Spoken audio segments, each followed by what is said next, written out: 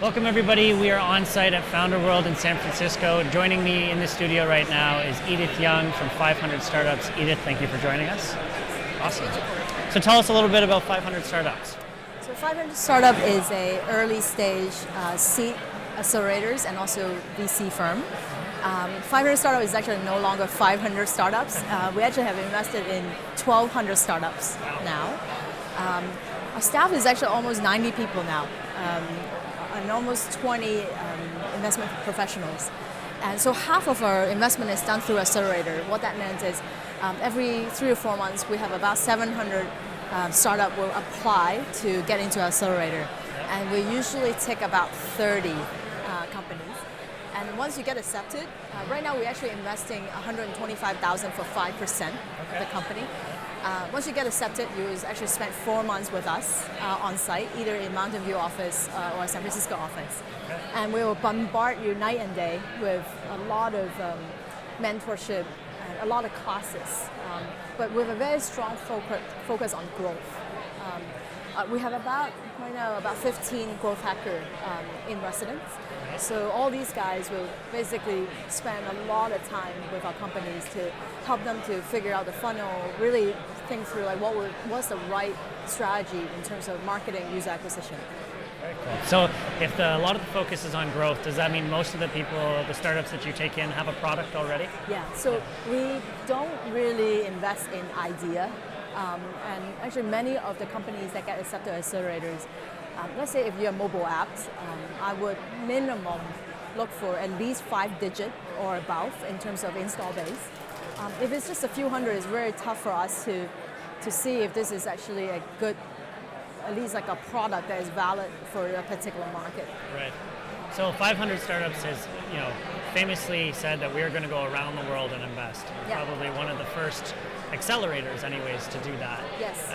Can you talk a little bit about your guys' international strategy? Yeah, so we, very, very early on when Dave and Christine first started the firm, pretty much a year in, let's say like Paul, who's your friend, we already hire people, folks now has people in India, Malaysia, Thailand, Singapore, Vietnam, Japan, Korea, Brazil, Russia, and Israel. We have partners like in all these different places around the world. So our whole strategy is that we believe in emerging markets, and we know that US is great, and all of us have a lot of awesome developers that we found here. But still, I think in terms of growth, it's definitely international. So we want to invest very, very early in some of the best people in all these different countries. Of course, Canada is awesome too. We need to spend more time in Canada, and Waterloo particularly. But really, we want to be the first one that invests in some of the best people in that particular country. And we believe that if we don't have people there, we don't understand the market. I want to say right now about 20% of our investment are international, like non-US Awesome. founders. Wow. Yeah. And so you said that about half of your investing is through the accelerator, so that's where companies from around the world will come to you. Yep. And then is the other half done by these people in the market, in the regions, around the world? Yep. Yeah, so I actually happen to focus on mobile. So Okay. I have a mobile collective fund focused on early stage mobile around the world. So I've done about 20 investments so far, and about 4 of them are non-US, Okay. and we will do more. So in that case, not all of them will come to accelerator because our accelerator is actually very, very US focused. Right.